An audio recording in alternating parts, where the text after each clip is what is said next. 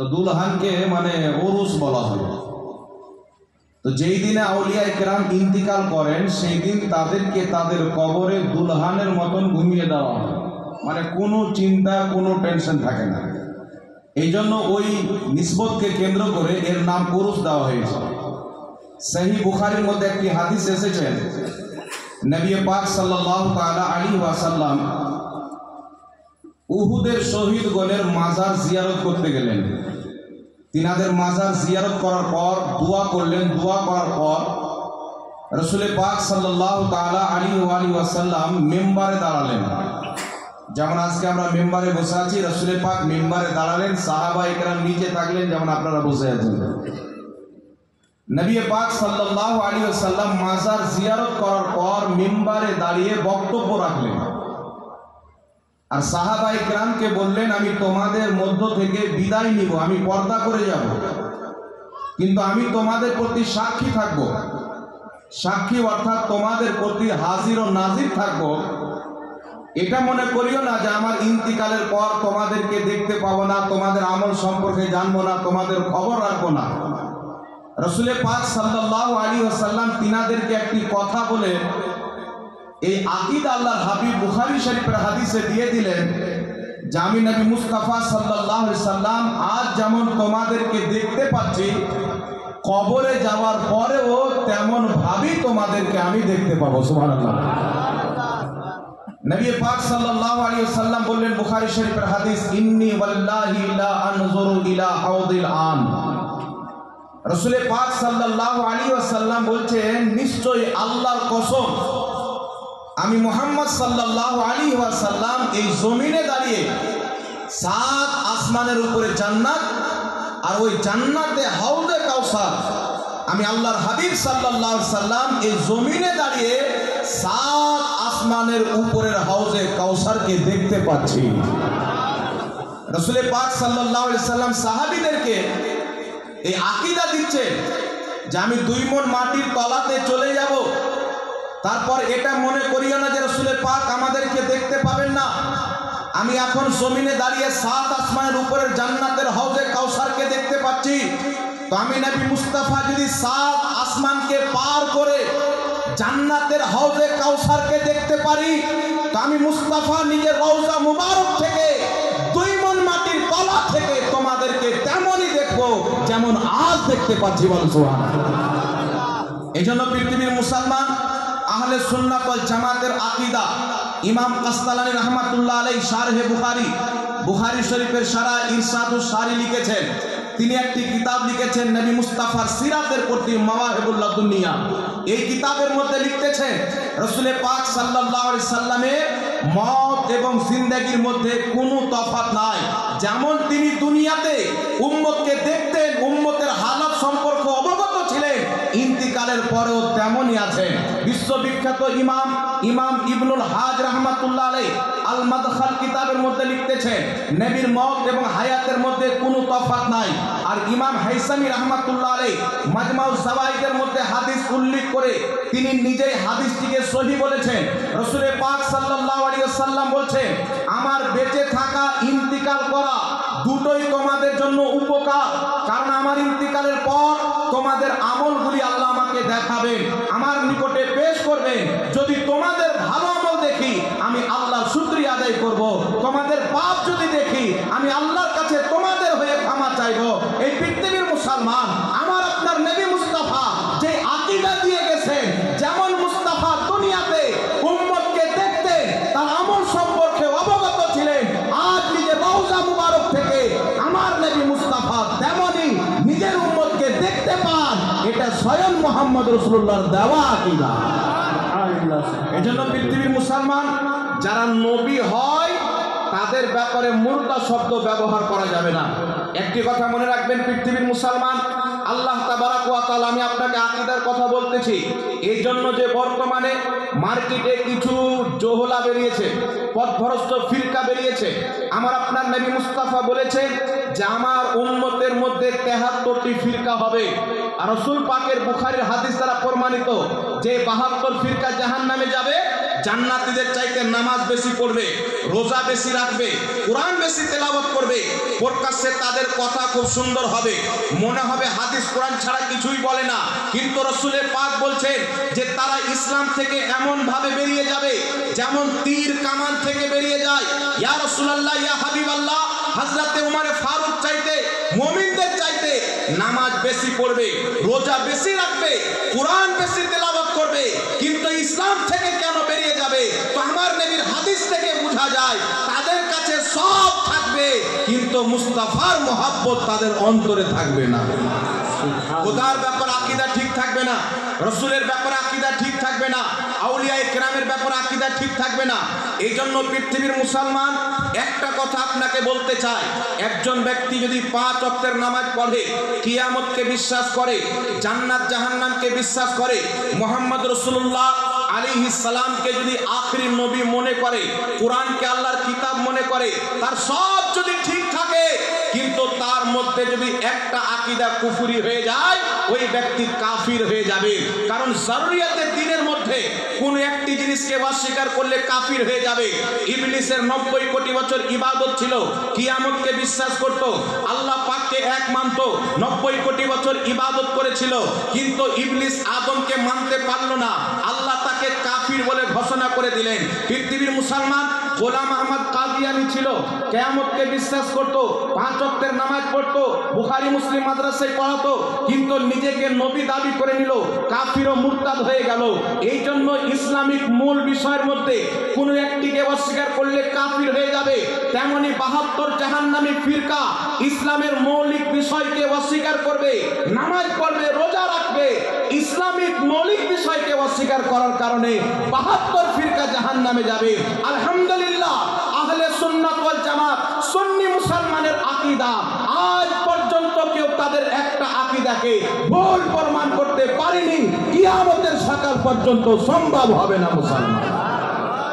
কারণ আহলে সুন্নাত ওয়াল জামাতের আকীদার বয়স 200 বছর নয়, 250 বছর নয়।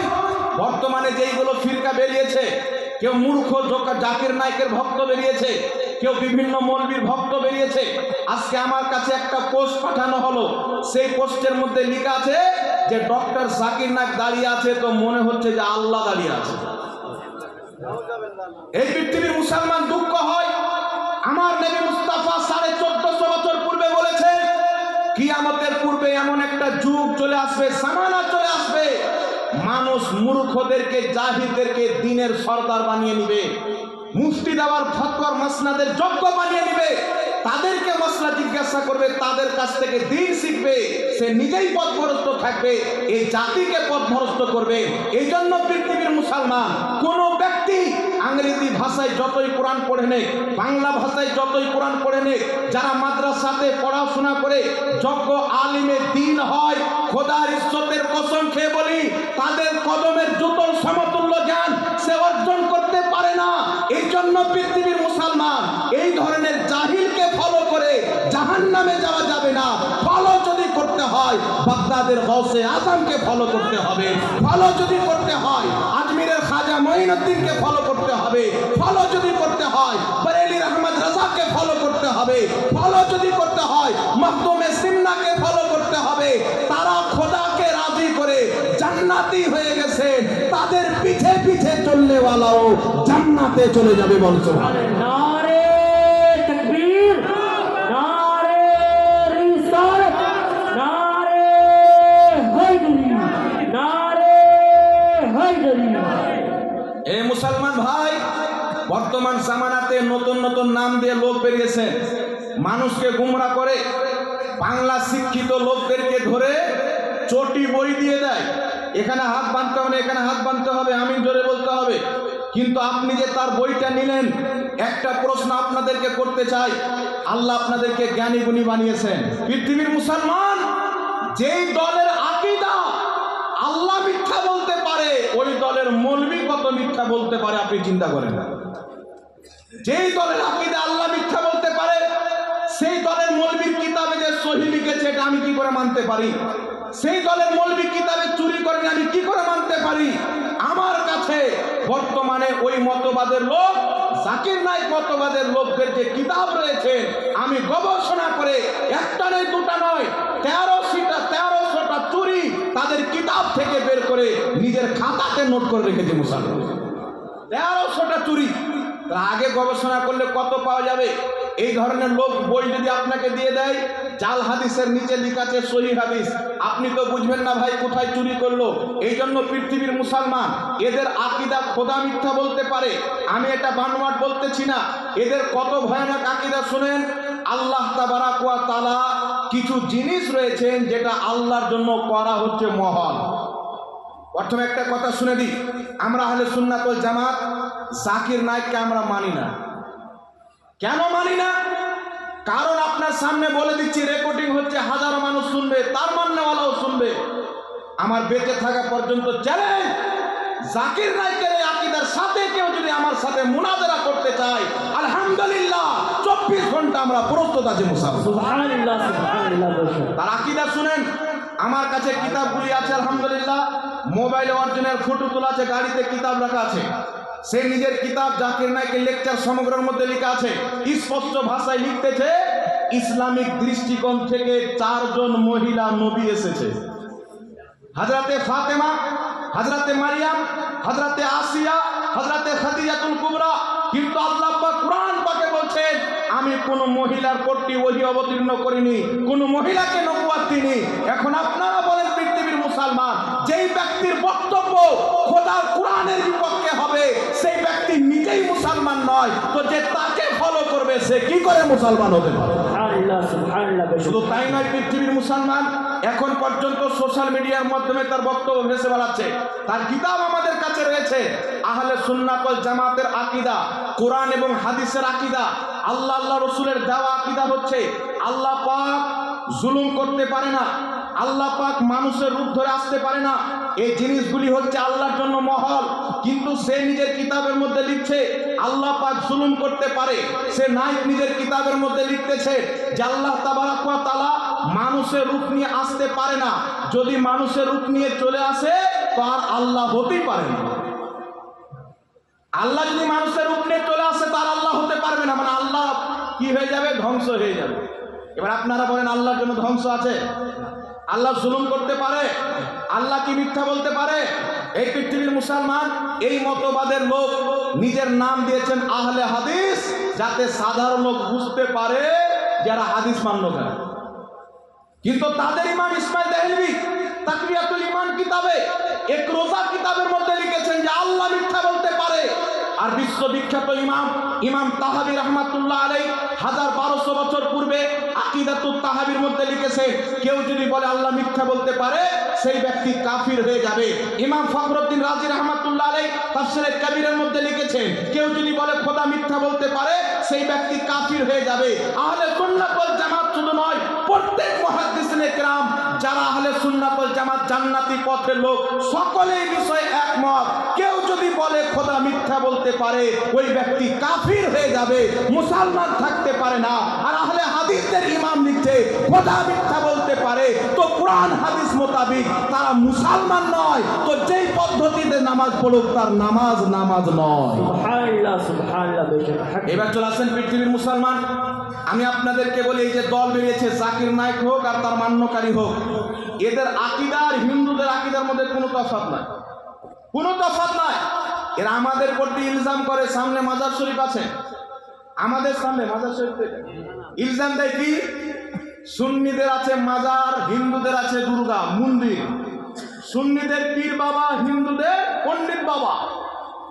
সুন্নিদের আছে কি আপনার সিরনি, আর হিন্দুদের আছে প্রসাদ। এইভাবে যুক্তি দিয়ে মানুষকে মেসেজ দিতে চায় যে হিন্দু আর সুন্নির মধ্যে কোনো তফাৎ নাই। এবার আমি আপনাকে বলছি ব্রাদার ইসলাম, এটা কত খাতারনাক কথা। একজন মুসলমানের প্রতি হিন্দুদের সাথে তুলনা দিয়ে মুশরিক বানানো।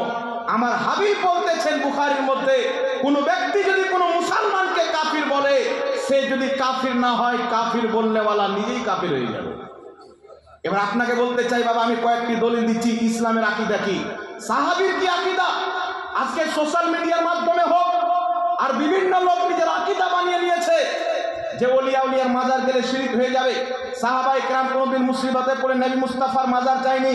আল্লাহর ইজ্জতের কসম খেয়ে বলি, আমি এটা হাদিস থেকে, মুহাদ্দিসদের কিতাব থেকে প্রমাণ করার জন্য 24 ঘন্টা প্রস্তুত রয়েছি যে আমার নবী মুস্তাফা নিজের নেক উম্মতদেরকে স্বপ্নের মাধ্যমে এবং সাহাবায়ে কেরাম নিজের জামানাতে এই আকীদা পোষণ করেছেন যে কোথাও গিয়ে যদি কাজ না হয় মুস্তাফার মাজারে চলে যাও বা খোদার ওলিদের মাজারে চলে যাও, সেখানে তার ওসিলায় দোয়া করো, তোমার কাজ হয়ে যাবে। বল সুবহানাল্লাহ।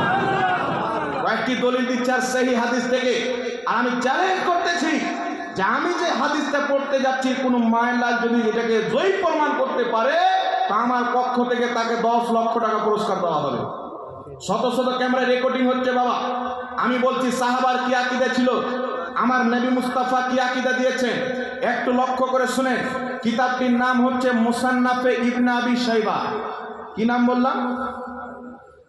মুসান্নাফে ইবনে আবি শাইবা। লেখক হচ্ছে ইমাম ইবনে আবি শাইবা, ইমাম বুখারীর ওস্তাদ, ইমাম মুসলিমের ওস্তাদ, ইমাম ইবনে মাজার ওস্তাদ। এই যে 6টা সেহায়ে সিত্তার কিতাব ইমামরা লিখেছেন, কওরির শিক্ষক, কওরির তিনি দাদা শিক্ষক ইমাম ইবনে আবি শাইবা। মুসান্নাফ ইবনে আবি শাইবার মধ্যে হাদিস উল্লেখ করেছেন। তিনার হাদিসটিকে শারহে বুখারী ইমাম ইবনে হাজার আসকালানী বুখারী শরীফের শারা ফাতহুল বারীর মধ্যে সহিহ বলেছেন। ইমাম ইবনে কাসির আল বিদায়া ওয়ান নিহায়াতে সহিহ বলেছেন। শারহে বুখারী ইমাম কাসতালানী রাহমাতুল্লাহ আলাইহি মাওয়াহিবুল লাদুনিয়াতে হাদিসটিকে সহিহ বলেছেন। ইমাম সামহবী রাহমাতুল্লাহ আলাইহি আল ওয়াফা বি আখবারি দারিল মুস্তাফা কিতাবে হাদিসটিকে সহিহ বলেছেন। হাদিসটি কি?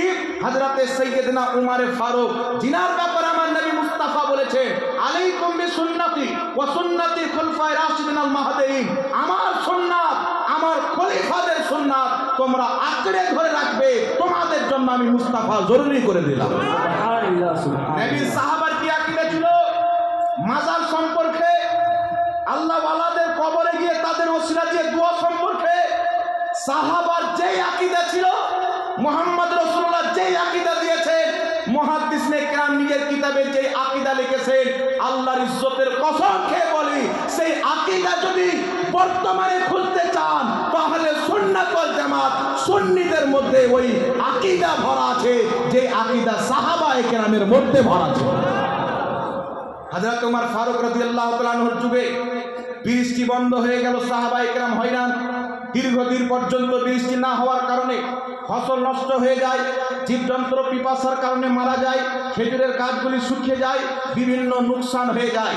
তো হযরতে বেলাল বিন হারিস নবী মুস্তাফার একজন বিখ্যাত সাহাবী, আমার নবী মুস্তাফার রওজাতে চলে গেলেন। আল্লাহর নবী রওজাতে যাওয়ার পর হযরতে বেলাল বিন হারিস বলছেন, ইয়া রাসূলুল্লাহ, বৃষ্টি বন্ধ হয়ে গেছে, আপনার উম্মত হালাক হচ্ছে, আপনার উম্মত ধ্বংস হয়ে যাচ্ছে, আপনি বৃষ্টির ব্যবস্থা করে দেন। এই দোয়া করে নবী মুস্তাফার ওসিলা তলব করে বাড়িতে এসে ঘুমিয়েছে। আমার নবী মুস্তাফা স্বপ্নে এসে বলছেন, বেলাল বিন হারিস, আমার উমরকে সালাম দিয়ার বলিও যে বৃষ্টি হবে। সকালে ঘটনাটি বেলাল বিন হারিস নবী পাকের দ্বিতীয় খলিফাকে বলছে, আমি মুস্তাফা জানি রহমতের রওজাতে গিয়েছিলাম, এইভাবে ইলতিজা পেশ করেছি, নবীর ওসিলা তলব করেছি, আর আমি আপনার নিকটে এসেছি। নবী পাক রাত্রে আমাকে পায়গাম দিয়েছেন স্বপ্নের মাধ্যমে। সহিহ মুসলিমের মধ্যে হাদিস রয়েছে, আল্লাহর নবী বলছেন, মান রাআনি ফিল মানাম ফাকাদ রাআল হক, যেই ব্যক্তি স্বপ্নে আমাকে দেখলো সে সত্যি আমাকেই দেখলো। হযরতে বেলাল বিন হারিস বলছেন, নবী সাহাবীর আকীদা দেখেন, আমি মুস্তাফা রওজাতে গিয়ে দোয়া করেছি, তিনার ওসিলা তলব করেছি, আর মুস্তাফা স্বপ্নে এসে বলেছেন উমরকে বলিও বৃষ্টি হবে। এই কথা যেমনই বলেছেন, হযরত উমরের চোখ দিয়ে পানি বেরিয়ে গেছে, সঙ্গে সঙ্গে বৃষ্টি আরম্ভ হয়ে গেছে। হযরত উমর বলছেন না তুমি শিরক করেছো, হযরত উমর বলছেন না তুমি নাজায়েজ করেছো। হযরত উমর সমর্থন করে মজবুত করে দিলেন, মুসিবতে পড়ে নবীদের রওজাতে গিয়ে দোয়া করা, ওলিদের মাজারে গিয়ে দোয়া করলে খোদা সেই দোয়াটাকে কবুল করে। এটা সুন্নিদের বানানো আকীদা নয়। 1450 বছর পূর্বে নবীর সাহাবীর যে আকীদা ছিল, ওই আকীদা আজকে সুন্নিদের মধ্যে ভরা আছে। সুবহানাল্লাহ, সুবহানাল্লাহ। এবার চলে আসেন পৃথিবীর মুসলমান বিশ্ববিখ্যাত ইমাম ইবনে হাজার আসকালানী রাহমাতুল্লাহ আলাইহি, জিনাকে কেউ বাদ দিতে পারে না। আহলে হাদিস নামধারী লোক হোক, দেওবন্দি হোক, তবলিগি হোক, নিমরাফসি হোক আর এখন বর্তমানে নাপাক মাওলাই হোক, সবাই তিনাকে মানে। আসমাউ রেজালের ইমাম, যিনাকে বাদ দিলে কোনটা রাবি সহিহ কোনটা রাবি সহিহ এটা চিহ্নিত করা অসম্ভব হয়ে যাবে। এই ইমাম ইবনে হাজার আসকালানী রাহমাতুল্লাহ আলাইহি নিজের কিতাব তাহজিবুত তাহজিবের মধ্যে লিখতেছে যে ইমাম হাকিম রাহমাতুল্লাহ আলাইহি, যিনি হাকিম আল মুস্তাদরাক নামে একটি হাদিসের কিতাব লিখেছেন, আল মুস্তাদরাক আলা সহিহাইন, হাদিসের কিতাব লিখনে वाला মুহাদ্দিস ইমাম হাকিম রাহমাতুল্লাহ আলাইহি বলছেন যে নিশাপুরে ইমাম আলী নিশাপুরি রাহমাতুল্লাহ আলাইহি উনি স্বপ্নে দেখছেন উনাকে খারিসের ব্যারাম হয়েছিল। কিসের ব্যারাম? খারিসের ব্যারাম হয়ে গেছে। ডক্টরকে দেখাচ্ছেন, ঠিক হচ্ছে না, অসুস্থ ব্যক্তি হয়ে গেছেন। উনি বিভিন্ন দাওয়াই খেলেন, ওষুধ খেলেন, ট্রিটমেন্ট করলেন, এলাজ করালেন, উনার খারিসের অসুখ ঠিক হয় না। চিন্তায় চিন্তিত হয়ে রাত্রিতে বিছানায় ঘুমিয়ে আছেন।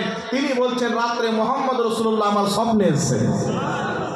আল্লাহ নবী আলাইহিস সালাতু ওয়াস সালাম এসে বলছেন আজ থেকে কম বেশি 1250 বছর পূর্বে 1200 বছর পূর্বে ইন্তিকাল করেছেন হযরতে ইয়াহিয়া বিন ইয়াহিয়া, বহুত বড় মুহাদ্দিস, আল্লাহর ওলি। রাসূল পাক এসে বলছেন ইমাম নিশাপুরীকে, তুমি ইয়াহিয়া বিন ইয়াহিয়ার কবরে গিয়ে সাহায্য প্রার্থনা করো, তোমার অসুখ দূর হয়ে যাবে। হযরতে নিশাপুরী রাহমাতুল্লাহ আলাইহি সকাল হয়েছে, ফজরের নামাজ আদায় করে সঙ্গে সঙ্গে হযরতে ইয়াহিয়া বিন ইয়াহিয়া রাদিয়াল্লাহু তাআলা আনহুর মাজারে গিয়েছে। তিনি বলছেন সেখানে গিয়ে তার ওসিলা দিয়ে খোদার কাছে দোয়া করলাম, সঙ্গে সঙ্গে আমার খারিজ ঠিক হয়ে গেল। পৃথিবীর মুসলমান ইমাম নিশাপুরী হাকিম নিশাপুরী বয়ান করছেন, ইমাম আলী নিশাপুরী বিয়ার সঙ্গে ঘটনা ঘটছেন। ইমাম ইবনে হাজার আসকালানী ঘটনাটি নিজের কিতাবে লিখছেন। মুস্তাফা স্বপ্নে এসে ওলির মাজারে গিয়ে দোয়া করতে বলছেন। এখান থেকে কি বোঝা যায় যে ওলিয়া উলিয়ার মাজারে দোয়া কবুল হয়, তাদের ওসিলা ধরা যায়। এটা আজকের আকীদা নয়, এটা মুহাম্মদ রাসূলুল্লাহর দেওয়া আকীদা। সুবহানাল্লাহ, এটাই ছিল মুহাদ্দিসদের আকীদা। কিন্তু পৃথিবীতে কোনো লামাযহাবী, কোনো জোকার নায়কের ভক্ত, যে জোকার নায়ক কোরআন পাকের প্রতি মিথ্যাচার করতেছে, যে আল্লাহর কোরআনে রয়েছে 25টি আয়াত ওসিলা হারাম, একটা আয়াত নয়। সে বলছে আল্লাহ কোরআন পাকের 25টি আয়াত নাজিল করেছেন, ওসিলা হারাম। আজ পর্যন্ত ভিডিও আছে, কিয়ামতের সকাল পর্যন্ত একটা আয়াত দেখাতে পারে না। আর আমি শুধু আপনাদের সামনে নয়, আসামে প্রোগ্রামে গিয়েছিলাম, আমার নাম শুনে ওয়াহাবিরা 200-250 মৌলবি জমা করেছে, চতুর সাইডে আমাকে ঘিরে বসেছে। আমি সেখানে লামাযহাবীদের মাদ্রাসার ফিল্ডে জলসা হচ্ছিল, আমি চ্যালেঞ্জ করেছিলাম যে আমি বাংলার মাটি থেকে এসেছি, এখানে তাদের মাদ্রাসা আছে, নবী এবং ওলিদের ওসিলা দিয়ে তাদের মাজারে দোয়া করাকে যদি কোনো লামাযহাবী শিরক তো দূরের কথা নিষেধ যদি প্রমাণ করতে পারে, আমি জুতোর গলা মালাই দিয়ে যাব। আর আলহামদুলিল্লাহ ইমাম আহমদ রাজা ফাইজ ও কারামে আমি প্রমাণ করব এটা সুন্নিদের বানানো আকীদা নয়, এটা মুস্তাফার দেওয়া আকীদা, সাহাবায়ে কেরামের দেওয়া আকীদা। মুসলমান নারে তাকবীর, নারে রিসালাত, নারে হায়দারি, নারে হায়দারি, নারে হায়দারি। আজ পর্যন্ত যদি ফেস টু ফেস আসতে ভয় লাগে তো অনলাইনের মাধ্যমে বসিয়ে দেন, আউলিয়া ইকরামের মাজারে তাদের ওসিলা দিয়ে দোয়া করা, নবী মুস্তাফার ওসিলা নিয়ে সাহায্য চাওয়াকে যদি কেউ নিষেধ প্রমাণ করতে পারে, আমি উঁচু কণ্ঠে চ্যালেঞ্জ করে দিলাম, তাকে আমার পক্ষ থেকে 10 লক্ষ টাকা পুরস্কার দেওয়া হবে। কিন্তু আমাকে এটা ইয়াকিন রয়েছে, না খঞ্জর উঠেগা না তলোয়ার তুমসে, ये बातों मेरे आजमाए हुए। 200 বছর ধরে আজ পর্যন্ত আমাদেরকে কোথাও হারাতে পারেনি, কারণ আমাদের আকীদা চাপাবাজি করে তৈরি করা হয়নি। এটা আমরা প্রমাণ করব। 1847-এর পূর্বে যেই মতবাদ জাকির নায়েক পোষণ করেছে, খোদার ইজ্জতের কসম খেয়ে বলি, 1847-এর পূর্বে এই মতবাদের যদি কোনো লোক দেখাতে পারে, আমি তার গোলামি করতে প্রস্তুত আছি। 1847-এর পূর্বে এই পৃথিবীর মানচিত্রে আহলে হাদিসের কোনো মসজিদ ছিল না, কোনো মাদ্রাসা ছিল না, কোনো দেওবন্দি ছিল না, কোনো আহলে হাদিস ছিল না, কোনো তবলিগি ছিল না। কিন্তু খোদার ইজ্জতের কসম খেয়ে বলি, জিজ্ঞাসা করেন সুন্নি জামাত ছিল কি ছিল না, গৌস পাকের মান্যকারী যে আজকে রয়েছে তাদের আকীদার লোক ছিল কি ছিল না। আল্লাহর ইজ্জতের কসম খেয়ে বলি, আজ থেকে 900 বছর পূর্বে খাজা মঈনুদ্দিন চিশতির যে আকীদা ছিল ছিল, সুন্নি জামাতের সেই আকীদা রয়েছে। গৌসে বাগদাদের যে আকীদা ছিল, সুন্নি জামাতের সেই আকীদা রয়েছে। আর আজ থেকে 1400 বছর পূর্বে ইমামে আজম আবু হানিফা যে আকীদা ছিল, সুন্নি জামাতের সেই আকীদা আছে। আমাদের আকীদা 100 বছর পূর্বে নয়, 200 বছর পূর্বে নয়, 300 বছর পূর্বে নয় যে পানিতে ভাসিয়ে পাঠিয়ে দিবে। কিন্তু আমি চ্যালেঞ্জ করে বলতেছি, আহলে হাদিস নাম কোথায় থেকে আসলো? এটা আমার নবীর দেওয়া নাম নয়, কোন সাহাবীর দেওয়া নাম নয়, ইমামদের দেওয়া নাম নয়। যারা এই নামটা পছন্দ করে বলে যে আমরা সহি হাদিস মান্যকারী, সহি হাদিস মান্যকারী, তাদের ঘর থেকে আয়না দেখাতে চায়। কিতাবটির নাম হলো সিরাতে সানাইয়া। আহলে হাদিসদের ইমাম এই কিতাবের মধ্যে লিখেছে যে আহলে হাদিস নাম ভারতবর্ষের মাটিতে ইংরেজদের যখন হুকুমত ছিল, পাঞ্জাবি গভর্নরের কাছে গিয়ে আমরা ওয়াহাবি নাম চেঞ্জ করে আহলে হাদিস নাম ইংরেজদের কাছ থেকে নিয়েছি। তাদের একটা কিতাব নয়, আমার কাছে 4টা কিতাব আছে, তারা 4টি কিতাবের মধ্যে লিখেছে। ফাতাওয়া সানাইয়ের মধ্যে, সিরাতে সানাইয়ের মধ্যে, তারিখে উলমায়ে আহলে হাদিসের মধ্যে, 4টি কিতাবের মধ্যে লিখেছে আহলে হাদিস নাম ইংরেজদের কাছ থেকে তারা ধার করে নিয়েছে। এখন আপনারা বলেন বাবা, যাদের নাম ইংরেজ দিয়েছে তাদের দল জান্নাতি কি করে হতে পারে? যাদের নাম ইংরেজ দিয়েছে জান্নাতি কি করে হতে পারে? আর তারা যদি মুসলমান হতো 5 থেকে 500 বছর পূর্বে, তাদের কোনো মাদ্রাসা হতো কি হতো না? 1000 বছর পূর্বে হতো কি হতো না? কিন্তু আজ বিশ্বের সবচাইতে বড় মাদ্রাসা আল জামিয়াতুল আজহার মিশর কায়রাতে উপস্থিত রয়েছেন, যেখানে পড়নেওয়ালাকে আজহারি বলা হয়। কম বেশি ওই মাদ্রাসার 1200 বছর হয়েছে। ওই মাদ্রাসা আজ পর্যন্ত ওটাই আকীদা যেটা আহলে সুন্নাত ওয়াল জামাতের আকীদা। মুসলমান তারাও মিছিল বের করে, তারাও মিলাদুন নবী পালন করে, তারাও জানাজার পর দোয়া করে হাত তুলে, তারাও দাফন করার পর দোয়া করে। কিন্তু এই নতুন নতুন ইংরেজদের টাকা খানেওয়ালা, ইংরেজদের ফান্ডিং খানেওয়ালা, আর এটা আমি শুধু জাবানে বলছি না, যদি কোনো আহলে হাদিস চায়, তার যদি আরমান থাকে যে আমরা ইংরেজদের টাকা খেয়েছি, দালালি করেছি, প্রমাণ করে, আমি তাদের ঘরের কিতাব থেকে প্রমাণ করব যে তারা ইংরেজদের দালাল ছিল। মুসলমান তারা ফতোয়া দিয়েছে ইংরেজদের বিপক্ষে জিহাদ করা হারাম। তারা ফতোয়া দিয়েছে ইংরেজদের হুকুমত মুসলমানদের জন্য আল্লাহর রহমত। এটা ইংরেজদের দালালি নতই কি? এইদিকে আহলে সুন্নাত ওয়াল জামাতের আল্লামা ফজলুল হক খায়রাবাদী কালো পানির সাজা জেলে বন্দী ছিলেন। এইদিকে কিফায়াতুল্লাহ রাহমাতুল্লাহ আলাইহি ফাঁসির তাখতাতে ঝুলতেছিলেন। আর তারা ইংরেজদের কাছ থেকে টাকা নিয়ে তাকওয়াতুল ঈমান কিতাব বন্টন করে মুসলমান সমাজে আগুন লাগাচ্ছিল। এই জন্য পৃথিবীর মুসলমান আপনাকে বলতে চাই, আমার রাসূল বলেছেন বুখারীর হাদিসে, কোন ব্যক্তি যদি আমার নামে মিথ্যাচার করে সে নিজের ঠিকানা জাহান্নাম বানিয়ে নিল। নবীর নামে মিথ্যাচার করলে ঠিকানা যদি জাহান্নাম হয়, যেই ব্যক্তি খোদার নামে মিথ্যাচার করবে সে জান্নাতে যাবে না জাহান্নামে যাবে? কথা বলে তো জাকির নায়েক বলছে কোরআন পাকে 25টি আয়াত আছে ওসিলা হারাম। আজ পর্যন্ত একটা আয়াত দেখাতে পারেনি। আমাদের আহলে সুন্নাত ওয়াল জামাতের একজন যোগ্য আলিম হাফিজ এহসান কাদরি শ্রীলঙ্কাতে তাকে ধরেছিল যে আপনি 25টা আয়াত বলেছেন, প্লিজ একটা আয়াত দেন। বলেছিল আপনাকে ইমেলে পাঠিয়ে দিব। কত বছর চলে গেল, ইমেলও পুরো হয়ে গেল, আর জিমেলেরও বয়স শেষ হয়ে গেল, আজ পর্যন্ত দিতে পারলো না। এই নায়ক বলেছেন নিজের বক্তব্যের মধ্যে যে নাভির নিচে হাত বানা হাদিসটি সহিহ আর বুকের উপরে হাত বানা হাদিসটি সহিহ। কিন্তু আমি 3 বছর থেকে চ্যালেঞ্জ করেছি, কেউ যদি বুকের উপরে হাত বাঁধা একটা সহিহ হাদিস দেখাইতে পারে যে আল্লাহর নবী বুকে হাত বেঁধেছে, তাকে 10 লক্ষ টাকার পুরস্কার 3 বছর পূর্বে দিয়েছি, আমার বেঁচে থাকা পর্যন্ত আছে। মুসলমান এবার আপনি চিন্তা করেন, যদি সহিহ হাদিস থাকতো এরা কি 10 লাখ টাকা নিত না বাবা? আরে কথা বলেন না, এরা লিত না? আজ পর্যন্ত ক্ষমতা হয়নি, আর কিয়ামতের সকাল পর্যন্ত হবে না। আমরা বাটপারি করে কথা বলতে শিখিনি, আমরা কোরআন হাদিস পড়ে তারপর কথা বলছি। মুসলমান এইবার চলে আসেন পৃথিবীর মুসলমান হযরত উমর ফারুকের যুগে বেলাল বিন হারিস কোথাও দোয়া কবুল হচ্ছে না, নবী রওজাতে গিয়ে আরজি পেশ করলেন, দোয়া কবুল হয়ে গেল। মুস্তাফা হযরতে নিশাপুরীকে বহুত বড় মুহাদ্দিস স্বপ্নে দেখালেন, তুমি ইয়াহিয়া বিন ইয়াহিয়ার কবরে গিয়ে তার কাছ থেকে সাহায্য প্রার্থনা করো, আল্লাহ পাক তোমার দোয়া কবুল করে নেবে।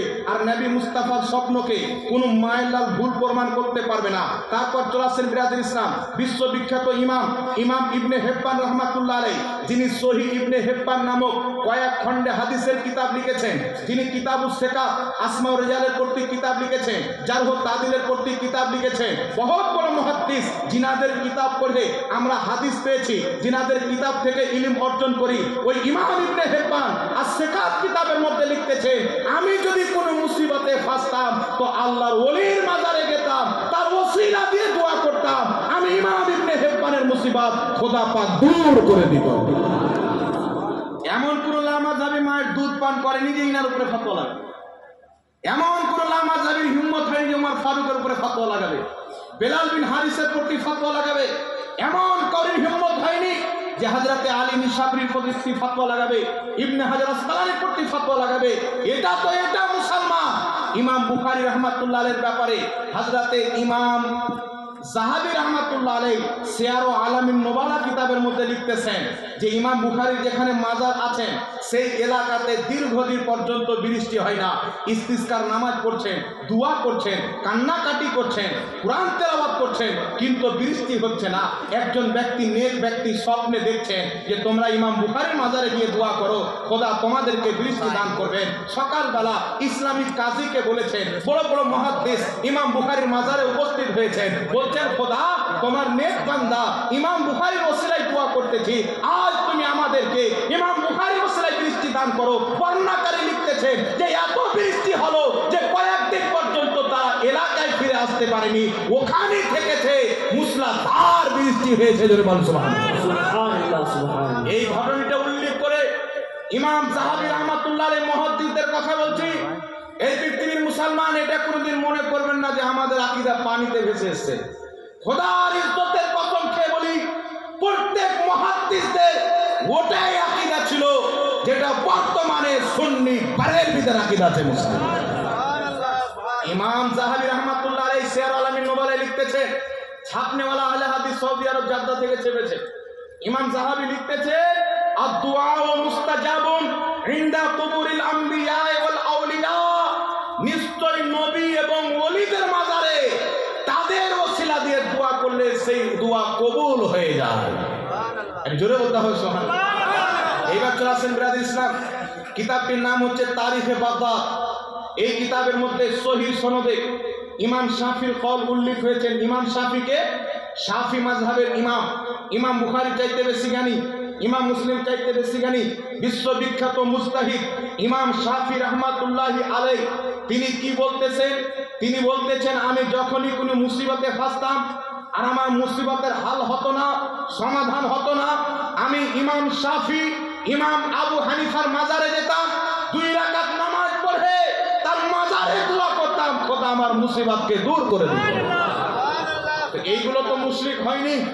আজকে মাজারে গিয়ে দোয়া করলে শিরকের ফতোয়া দেনেওয়ালা, আজকে নবী পাকের রওজা মুবারক জিয়ারত করতে যাওয়াকে হারাম বলনেওয়ালা, জাকির নায়েক হোক বা তার 14 গোষ্ঠী হোক, পৃথিবীতে এমন কোন মায়লালের জন্ম হয়নি যে ওলিয়া উলিয়ার মাজারে গিয়ে দোয়া করা, নবীদের রওজাতে গিয়ে তাদের ওসিলায় দোয়া করাকে শিরক তো দূরের কথা মান্য প্রমাণ করবে। কিয়ামতের সকাল পর্যন্ত কোনো মায়লাল জন্ম নিতে পারে না। এটা আমার বেঁচে থাকা পর্যন্ত চ্যালেঞ্জ থাকলো মুসলমান। এই জন্য ঘুমটাওয়ালা মৌলবীর কথা শুনে হয়রানি হওয়ার কিছু নাই। সহিহ মুসলিমের মধ্যে হাদিস, কিছু মৌলবী আছে দেখবেন এইভাবে ঘুমটা দিয়ে থাকে, আছে না? দেখেছেন মোবাইলে? ওর মোটার দাড়ি যদি না থাকে, খোদার কসম মোথাবাড়ি থানার যুবকরা হয়রান হয়ে যাবে যে মেয়ে মানুষ তার ছেলে মানুষ। এই মৌলবীগুলো মাথায় ঘুমটা দিচ্ছে। আমার নবী বলেছেন সহিহ মুসলিমের হাদিস, কিয়ামতের পূর্বে দাজ্জাল আসবে, দাজ্জালের ৭৭,০০০ সঙ্গী যারা হবে তাদের সকলের মাথায় চাদর থাকবে, চাদর থাকবে। এদের মসজিদে টুপি পরে নামাজ পড়ার দরকার নাই, কারণ টুপি নবী পড়তেন। পাগড়ি পরলে বলবে যে মুফতি জাহাঙ্গীর বেরিয়েছে একটা ঝাড়খণ্ডে, মুফতি জাহাঙ্গীর বেরিয়েছে ঝাড়খণ্ডে, 12-13 হাতের পাগড়ি পরে। বেটা হিম্মত যদি থাকে আমরা পাগড়িও লম্বা রাখি, জ্ঞানও লম্বা রাখি। কোনদিন মার্কেটের সামনে বসে যাও, সারা পৃথিবী দেখে নেবে যে খাজা মঈনুদ্দিন চিশতির মাননেওয়ালা বিনা দলিলে নয়। আলহামদুলিল্লাহ, আমাদের প্রত্যেকটা আকীদার দলিল আমাদের আকাবিররা কোরআন হাদিস থেকে খুঁজে বের করে আমাদের সামনে উপস্থাপন করে দিয়ে গেছে। সুবহানাল্লাহ, সুবহানাল্লাহ। আমরা লাওয়ারিস নয়, আমাদের খাজা মঈনুদ্দিন চিশতি আছেন, আমাদের মাহদুমে সিন্না আছেন, আমাদের বিভিন্ন আউলিয়া কেরাম আছেন, আমরা কেউ লাওয়ারিস নাই। কিন্তু বাবা, মার্কেটে কিছু লোক বেরিয়েছেন, বলছেন কি সুন্নিদের দরগা আছে আর হিন্দুদের দুর্গা আছে। চিন্তা করছেন বাবা? এবার একটা কথা আপনাকে বলি, তাফসিরে ইবনে কাসির খুলেন, তাফসিরে কুরতুবী খুলেন, তাফসিরে জালালাইন খুলেন, তাফসিরে দুররে মানসুর খুলেন, তাফসিরে বাগবী খুলেন, তাফসিরে জামাল খুলেন, যত তাফসিরের কিতাব আছে সব কিতাবে লেখা আছে যে মূর্তি হলো খোদার দুশমন। মূর্তি হলো আল্লাহর দুশমন। আর কোরআন পাকে লেখা আছে ওলি হলো আল্লাহর দোস্ত। তো দোস্ত আর দুশমনের মধ্যে তফাৎ আছে কি নাই? জোরে বলতে হবে। দোস্ত আর দুশমনের মধ্যে তফাৎ আছে কি নাই? আমি এখানে দাঁড়িয়ে আছি, একটা ভাই এসে বলছেন, আমি জিজ্ঞাসা করছি কোথায় যাবে? হাজরাত হচ্ছে আমার বন্ধু, ইনি হচ্ছেন আমার দুশমন। বুঝানোর জন্য বলছি, কিন্তু দুশমন নয়, বুঝানোর জন্য বলছি। আমাকে একটা লোক এসে বলছেন কোথায় যাবেন? বলছেন হাজরাতের কাছে, তিনি আমার দোস্ত। আমি খুশি হয়ে গেলাম। আর যদি বলে উনার কাছে যাবো, তো আমি দুঃখ পাবার, ওটা আমার দুশমন। তো মূর্তি হচ্ছে খোদার দুশমন, ওলি হচ্ছে খোদার দোস্ত। আর ইমামে আহমদ বিন হাম্বলের কিতাব মুসনাদ আহমদের মধ্যে লেখা আছে, যেখানে ওলি আউলিয়া হয়, খোদার রহমত বর্ষিত হয়। আর কোরআন হাদিস দ্বারা প্রমাণিত, যেখানে মূর্তি হয় সেখানে খোদার লানত বর্ষিত হয়। তো মন্দিরে গেলে খোদার লানত পাওয়া যায়, ওলি আউলিয়ার দরবারে গেলে খোদা পাকের রহমত পাওয়া যায়। যেই দলের গাঁজাখোর, যেই দলের মাতাল, রহমতে আর লানাতে তফাৎ বুঝে না, ওলি আউলিয়ার মূর্তির মধ্যে তফাৎ বুঝে না, এদেরকে আপনি কি বলবেন বাবা? একটাই কথা বলবো, হিম্মত থাকে তো উমর ফারুকের প্রতি ফতোয়া লাগাও। আর এরা মানুষকে বুঝাবে কি মাজার তৈরি করা যায় নাই, হারাম। নবী বলেছেন যত মাজার আছে ভেঙে যাও, কিন্তু হাদিসের ব্যাখ্যা ইংরেজদের কাছ থেকে নিবে, মুহাদ্দিসের কাছে। ইমাম ইবনে হাজার আসকালানী ফাতহুল বারীর মধ্যে লিখছেন, নবী যেইগুলো কবর ভাঙতে বলেছিলেন ইহুদি মুশরিকদের কবর ছিল। ইমাম নববী রাহমাতুল্লাহ আলাইহি শারহে মুসলিমে লিখছেন, নবী যেইগুলো কবর ভাঙতে বলেছিলেন সব মুশরিকদের কবর ছিল। আর ইমাম ইবনে হাজার আসকালানী বলছেন, কেউ যদি এই হাদিসকে নিয়ে কোন মুসলমানের কবর ভাঙে তাহলে সেই মুসলমানকে কষ্ট দিল। তো যারা আউলিয়ায়ে কেরামের মাজারকে ভাঙতে চায় তারা আল্লাহর ওলিকে কষ্ট দিল। আর আল্লাহ পাক বলছেন বুখারীর হাদিসে, মান আদালি ওয়ালিয়ান ফাকাদ আযানতুহু বিল হারব, যেই ব্যক্তি আমার ওলির সাথে দুশমনি করলো আমি খোদা তার সাথে যুদ্ধ ঘোষণা করলাম, তার সাথে যুদ্ধ ঘোষণা করলাম। এই জন্য পৃথিবীর মুসলমান আহলে সুন্নাত ওয়াল জামাত ওলি আউলিয়ার মাজারকে সম্মান করে। তবে কোন মাজারে যদি শরীয়ত বিরোধী কাজ হয় এর দায়িত্ব আমাদের নাই। মাজারে সিজদা করাকে আমরা হারাম মনে করি।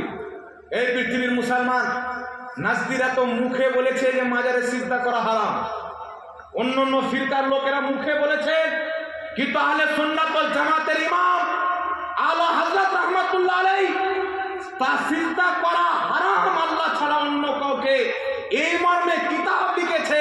40টা হাদিস আর 150 জন মুহাদ্দিসে কেরামের ফতোয়া উল্লেখ করে কিয়ামত পর্যন্ত কিতাব দিয়েছে যে সুন্নি জামাতের নিকটে আল্লাহ ছাড়া কাউকে সিজদা করা হারাম আছে। বল সুবহানাল্লাহ। এই বিষয়ে তো সবচাইতে কড়া মাসলা আমাদের আছে রে বাবা, কথা বুঝতে পারছেন? আল্লাহ ওয়ালাদের মাজার জিয়ারত করা যায়, তাদের ওসিলা দিয়ে দোয়া করা যায়। এবার আপনাকে বলি বাবা, জিয়ারত করতে গিয়ে আমরা কোরআন তেলাওয়াত করি, করি কি করি না? কথা বলে, জিয়ারত করতে গিয়ে কোরআন তেলাওয়াত করি। এই যে আমরা কোরআন তেলাওয়াত করি, তো কিছু মার্কেটে লোক বেরিয়েছেন বলছে কোরআন মুর্দাদের জন্য তেলাওয়াত করার জিনিস নয়। কোরআন তো জিন্দা ব্যক্তির জন্য, মুর্দার জন্য নয়। এটা তো কোনো মানুষের কোরআন নয়, এটা আল্লাহর কালাম। যে জিন্দা ব্যক্তিকেও ফায়দা দেয়, মৃত ব্যক্তিকেও ফায়দা দেয়। সুবহানাল্লাহ।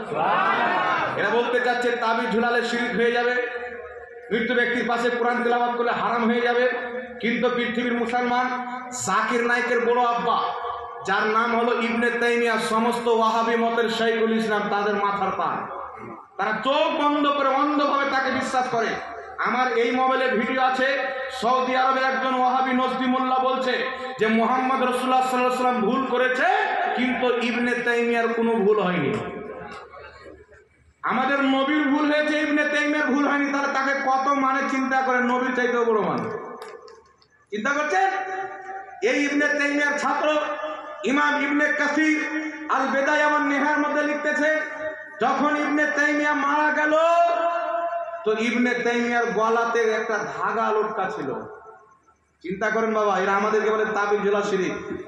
এটা খ্রিস্টানদের ধর্মে তাবিজ ঝুলানো শিরিক, ইসলাম ধর্মে কোরআন হাদিসের তাবিজ ঝুলানো সাহাবায়ে কেরামের সুন্নাহ।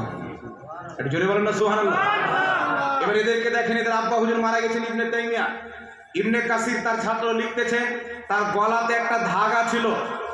ওই ধাগাটা কেন করেছিল? ইবনে তাইমিয়ার মাথায় খুব উকুন হয়েছিল, তো ওই ধাগাটা গলাতে দিয়েছিল উকুন মারার জন্য। এই ধাগাটাকে খুলে ওই জামানাতে ডাক হয়েছিল, এখন কোন ব্যক্তি পীর সাহেবের ফুঁদাওয়া পানি নাই, তার কাছে দোয়া তাবিজ নাই, তারা শিরিক বলে ফাতোয়া দেয়, কিন্তু তাদের ফাতোয়াতে তাদের আব্বা যে মুশরিক প্রমাণ হয়ে গেছে এটার মানে খবর নাই। ইবনে তাইমিয়ার গলা থেকে ধাগাকে খুলে আহলে হাদিসদেরকে হাজির করে কি করা হচ্ছে? ডাক করা হচ্ছে। কি ডাক করা হচ্ছে? তার ভক্তদেরকে ডেকে এক দিরহাম, 2 দিরহাম, 15 দিরহাম। ইবনে তাইমিয়ার গলার সুতা জাকির নায়েকের দলের লোক 50 দিরহামে কিনেছিল। ওই জামানার 50 দিরহাম এই জামানার কত লক্ষ টাকা হবে একটা ধাগা। কেন? ইবনে তাইমিয়া গলাতে ঝুলিয়েছে, ওই ধাগার বরকত বেড়ে গেছে মনে করে 50 দিরহামে ধাগা কিনে নিল। তো এই পৃথিবীর মুসলমান যেই কবরে আল্লাহর ওলি চলে যায়, ওই কবরটা জান্নাতের বাগান হয়ে যায়। ওখানে যে দোয়া করে খোদা তার দোয়াকে কবুল করে নেয়। একটা কথা মনে পড়ে গেল, কোরআন পাকের হযরতে জাকারিয়া আলাইহিস সালাম, উনি বয়োজ্যেষ্ঠ হয়ে গেছিলেন, বুজুর্গ ব্যক্তি, আল্লাহর নবী। ওনার বাচ্চা কাচ্চা আর হবে না। একজন মহিলার তো একটা পিরিয়ডের সময় থাকে, ওনার স্ত্রীর ওটাও বন্ধ হয়ে গেছে, তার বাচ্চা কাচ্চা হবে না। তো হযরতে জাকারিয়া আলাইহিস সালাম যাচ্ছেন মসজিদ আকসার যে জায়গাটাতে হযরতে মারিয়াম ঈসা আলাইহিস সালামের মা জিক্র ইবাদত করতে। তো উনি যাচ্ছেন, তো ফলের সময় নাই, ওই টাইমে উনি ফল খাচ্ছেন। ধরেন আপেলের সময় চলে না, উনি তখন আপেল খাচ্ছেন।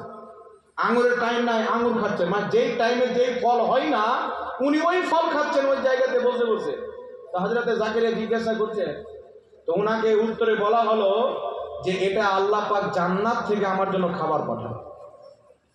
তো হযরতে জাকারিয়া চিন্তা করলেন যে এত বড় আল্লাহর ওলিয়া মহিলা, যাকে এই জায়গাতে আল্লাহ পাক জান্নাত থেকে খাবার পাঠায়, তো কেন না আমি এই পবিত্র জায়গা যেখানে এরকম একজন আল্লাহর ওলিয়া বান্দি ইবাদত করেছেন, এই জায়গার ওসিলা দিয়ে দোয়া করি, এখানে দাঁড়িয়ে দোয়া করি। আল্লাহ তো সব করনেওয়ালা, আমার স্ত্রীর পেট বন্ধ হলে কি হলো, আল্লাহ তো এই জায়গার বরকতে আমার দোয়া কবুল করে বাচ্চা দিতে পারে। সেই জায়গাতে তিনি দোয়া করলেন, আল্লাহ তাবারক ওয়া তাআলা বাচ্চা হওয়ার সময় চলে যাওয়ার পরেও সেই জায়গার বরকতে দোয়া কবুল করে তিনাকে একজন নবী দান করলেন সন্তান হিসাবে, যিনার নাম হযরতে ইয়াহিয়া আলাইহিস সালাম। তো চিন্তা করেন, পৃথিবীর মুসলমান যেখানে তিনি ইবাদত করতেন সেখানে একজন নবী দোয়া করছেন যে এখানে হয়তো কবুল হবে, তাহলে যেখানে আল্লাহর ওলি নিজে শুয়ে আছে সেখানে দোয়া কেন কবুল হবে না? ইমাম ইবনে হাজার আসকালানী বলছেন দোয়া কবুল হবে, ইমাম ইবনে হিব্বান বলছেন আমার নিজের দোয়া কবুল হয়, ইমাম শাফি বলছেন আমার নিজের দোয়া কবুল হয়, ইমাম যাহাবি বলছেন আমার নিজের দোয়া কবুল হয়। বিশ্ববিখ্যাত সাহাবী উমর ফারুক রাদিয়াল্লাহু তাআলা আনহুর যুগের সাহাবী হযরতে বিলাল বিন হারিস বলছেন যে হ্যাঁ রাসূলুল্লাহ রওজাতে গিয়ে আমার দোয়া কবুল হয়েছে, আল্লাহ বৃষ্টি দান করেছে। এই পৃথিবীর মুসলমান, তাহলে আমরা নবীর দেওয়া আকীদা নেব, সাহাবীদের দেওয়া আকীদা নেব, মুহাদ্দিসদের দেওয়া আকীদা নেব, না আমেরিকার ভিটামিন খানেওয়ালা জোকার নাইকের আকীদা নেব? মনে রাখবেন, পৃথিবীর মুসলমান যারা আল্লাহর নেক বান্দাদের ওসিলাকে মানে না, নবী মুস্তাফার ওসিলাকে হারাম এবং নাজায়েজ এবং শিরক মনে করে, খোদার ইজ্জতের কসম খেয়ে বলি, ইংরেজদের 5টা গোলাম তো হতে পারে, কোরআন হাদিস মাননেওয়ালা মুসলমান হতে পারে না। এবার আপনাকে একটা কথা বলি বাবা, ইবনে তাইমিয়া বলেন তো, এদের নিকটে তাবিজ ঝুলানো শিরিক, তো ওই যে কালা ধাগা ঝুলাল ছিল, তো ইবনে তাইমিয়া মুশরিক হলো কি হলো না ওদের ফতোয়া অনুযায়ী? শিরকারি হলো কি হলো না? আর ওদের গুরু যদি শিরিক হয়, আরে বাবা গাছের বীজ যদি কলার হয় তো আম থলি ধরবে, অন্ত কলাই ধরবে। তো তাদের বাপ ইবনে তাইমিয়া যদি মুশরিক হয়, তার মান্যকারী লামাযহাবী কি করে মুসলমান হতে পারে? তাদের ফতোয়াতে প্রমাণ করব তারা নিজেই মুশরিক মুসলমান। এবার আগে চলেন বিরাদর ইসলাম। ইবনে তাইমিয়াকে গোসল দিল পানি দিয়ে আর বোরের পাতা দিয়ে, ফুলের পাতা দিয়ে। ইবনে কাসির লিখতেছেন সেই গোসল দেওয়া পানি আর বোরের পাতা মানুষ নিয়ে খেতে লাগলো, কিছু খেয়ে নিল, চেহারাতে লাগালো, বুকে লাগালো, আর বোতলে ভরে তাবাররুক হিসাবে নিয়ে চলে গেল। চিন্তা করছেন? ওলিয়া উলিয়ার মাজারের শিরনিকে মন্দিরের পার্সাদের সাথে তুলনা দিচ্ছে, আর এইদিকে তার বাপের আগা পাছা সব ধোয়া পানি বরকত হিসাবে বোতলে ভরে নিয়ে যাচ্ছে। এটা হলো ঈমান। চিন্তা করছেন বাবা? আর গোসল করলে কোন কোন জায়গায় ধুতে হয় তা খুলে বলতে হবে। তো আমাদের তাদের কিসমতের মধ্যে তফাৎ আছে, যে আমাদের কিসমতে আউলিয়া ইকরামের দরবারের শিরনি আছে, আর তাদের কিসমতে ইবনে তাইমিয়ার জাকার ধোয়া পানি আছে। তাহলে কাদের কিসমতটা ভালো হলো বাবা? এই জোরে বলেন না, কাদের কিসমত ভালো হলো? এইবার চলে আসে পৃথিবীর মুসলমান। মন্দির আর মাজারের মধ্যে তফাৎ আছে। এখানে আল্লাহর দুশমন থাকে, এখানে আল্লাহর বন্ধু থাকে। মাজারের ব্যাপারে আল্লাহ পাক কি বলেছে? পবিত্র কোরআন পাকে আল্লাহ বলছেন, ওয়াল্লাযীনা আমানু ওয়া আমিলুস সলিহাতি ফি রাওদাতিল জান্নাহ। আল্লাহ বলছেন যারা ঈমান এনে ভালো আমল করে দুনিয়া থেকে বিদায় নেয়, তারা জান্নাতের রওজাতে থাকে, বাগানে থাকে। অর্থাৎ যারা ঈমান এনে ভালো আমল করে কবরে যায়, খোদা পাক তাদের কবরটাকে জান্নাতের টুকরা বানিয়ে দেয়। সুবহানাল্লাহ। তিরমিজি শরীফের মধ্যে হাদিস, রাসূল পাক বলছেন যখন আল্লাহর নেক বান্দাকে দাফন করা হয়, ওলিয়া উলিয়াকে দাফন করা হয়, সালেহিনকে দাফন করা হয়, তার কবরটাকে আল্লাহ রিয়াজুল জান্নাহ, জান্নাতের বাগান বানিয়ে দেয়। কোথায় মন্দির জাহান্নামের টুকরা, কোথায় মাজার হচ্ছে জান্নাতের বাগান। যার জান্নাত আর জাহান্নামের ব্যাপারে আমার খোদা কোরআন পাকে বলতেছেন, কি বলতেছেন? লা ইয়াস্তাবি আসহাবুন নারি ওয়া আসহাবুল জান্নাহ। জান্নাতি জাহান্নামী বরাবর হতে পারে না। আরে ওই কিয়ামতের ময়দানে মূর্তি জাহান্নামে যাবে, খোদার ওলিয়া উলিয়া বান্দা জান্নাতে যাবে। জোরে বল সুবহানাল্লাহ। জান্নাতি আর জাহান্নামী কোরআন বলছে বরাবর নয়, আর এরা বলছে দুটোই বরাবর। ওই যে সুন্নিদের পীর বাবা উমুক বাবা ধুমুক বাবা, তো সুন্নিদের মায়ের কটা লোকের সাথে বিয়ে হয়েছে? একটা ওয়াহাবি মৌলভী বক্তব্যে বলছে, ও আব্বা জানেরা, তো ওই জালসাতে কমসে কম 5000 লোক আছে। আমি একটা ওয়াহাবিকে জিজ্ঞাসা করলাম যে আমরা পীরকে বাবা বললে তোমরা প্রশ্ন করো যে আপনার বাপের সাথে মায়ের বিয়ে হয়েছে না পীরের সাথে, ওকে কেন বাবা বলছো? তো তোমার আব্বা হুজুর বলছে ও বাবারা 5000 লোক আছে, তাহলে তোমার হুজুরের মায়ের কি 5000 লোকের সাথে বিয়ে হয়েছে? এই জন্য খোদার কসম, যেখানে জ্ঞান থাকে ওয়াহাবি থাকে না, ওয়াহাবি থাকলে জ্ঞান থাকে। এটা বাস্তব কথা বলছে মুসলমান। এরা কত মূর্খ। আমি এক জায়গায় বক্তব্য দিয়েছি যে আল্লাহর হাবিবকে ভাই বলা যাবে না, আর বড় ভাইয়ের সমতুল্য বলা তো হারাম আছে, কখনো কুকুরিও হয়ে যাবে। কেউ যদি মনে করে নবীর সম্মান বড় ভাইয়ের সমতুল্য আছে, বেশি নাই, স্পষ্ট কাফির হয়ে যাবে। তো আমার এগেনস্টে কিছু ফুচকা মৌলবি বেরিয়েছে, ওর বাড়ির মা বাপ ওকে চিনে কিনা যেটা আমার বেটা আল্লাহ জানে। ও ভিডিও বানাচ্ছে কি, জাহাঙ্গীর সাহেব বলেছেন নবীকে ভাই বলা যাবে না, আমি কোরআন থেকে দলিল দিচ্ছি।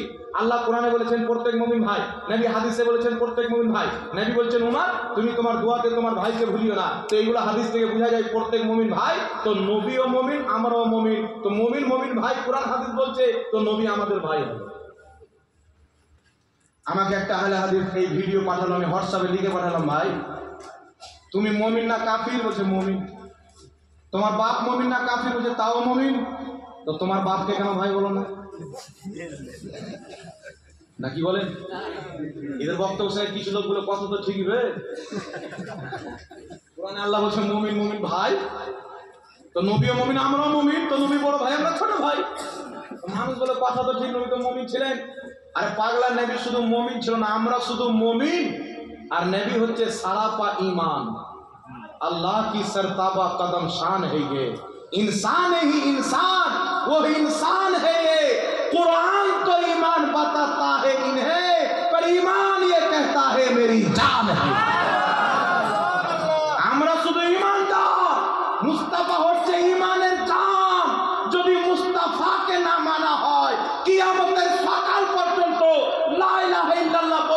হবে, তোমার আত্মা বেরিয়ে যাবে।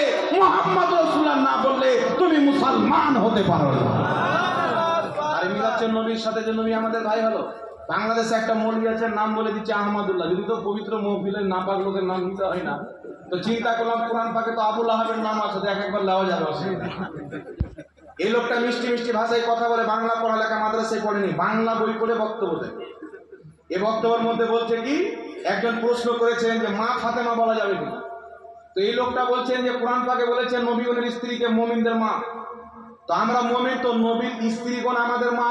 হযরতে ফাতেমার মা হলো হযরতে খাদিজা, তো হযরতে খাদিজা আমাদের মা, আর হযরতে খাদিজার বেটি হযরতে ফাতেমা, তো মায়ের বেটি বোন হবে, মা কি করে হবে?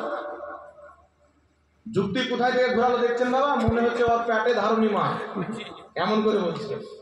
তো এই যে যুক্তিটা দিল, তো ওর যুক্তিতে আমি তাকে উল্টা পাল্টা জবাব দিতে চাই, পাল্টা জবাব, যে প্রত্যেক মুমিন ভাই নবীগণের স্ত্রী মুমিনদের মা, তাই তিনার মেয়েকে বোন বলতে হবে, মা বলা যাবে না। তাহলে আমি তাদেরকে জিজ্ঞাসা করতে চাই যে প্রত্যেক মুমিন ভাই, তো ওই মৌলবীর বাপও মুমিন, ও মুমিন, তাহলে তার বাপ কুরআন হাদিস অনুযায়ী যেই তাবিল, যে ব্যাখ্যা তারা করে, ওই ব্যাখ্যাতে বাপ বেটা ভাই হলো। তাহলে বাপের স্ত্রী বাপ যখন ভাই হলো, তো মাকে আর মা বলতে হবে না, ভাবি বলতে হবে। তার ওর যুক্তি অনুযায়ী মাকে আর মা বলতে হবে না, ভাই বলতে হবে। এরা কোন কোম্পানির গাঁজা খাই চিন্তা করেন, ভারতে না আমেরিকা থেকে স্পেশাল ভাবে আসে। কত বড় জাহিল, এত বড় বড় জাহিল। একজন মৌলবি বেরিয়েছে বর্তমানের দিকে পোল্ট্রি মুরগি, ওর 7 গোষ্ঠী পর্যন্ত আমার নাম শুনলে লা হাওলা ওয়ালা কুওয়াতা করতে বাধ্য হয়ে গেল। আর পাতলা পায়খানা বেরিয়ে আমার নাম নিল। এই লোকটা বলছে কি যে এক প্লেটে যদি মাজারে পড়া মুরগার মাংস থাকে, আর এক প্লেটে যদি শুয়ারের মাংস থাকে, তো শুয়ারের মাংসটা খাওয়া যাবে, মুরগাটা খাওয়া যাবে না। এবার আমাকে তো কেউ কেউ ভিডিও পাঠাচ্ছে, একটা দেওবন্ধু, কিন্তু দেওবন্ধু মতে একটা দেওবন্ধু ফোন করে বলছেন যে এর উত্তরটা দেন আপনার ক্ষমতা থাকলে। আমি উত্তর কি দেবো? মুরগাগুলো আমাদেরকে দিয়ে দাও, শুয়ারগুলো তোমরা নিয়ে নাও। উত্তর কি দেবো? মাজারে পেলে বলিয়া উলিয়ার ওসিলাতে পেলাম না, কি বলেন?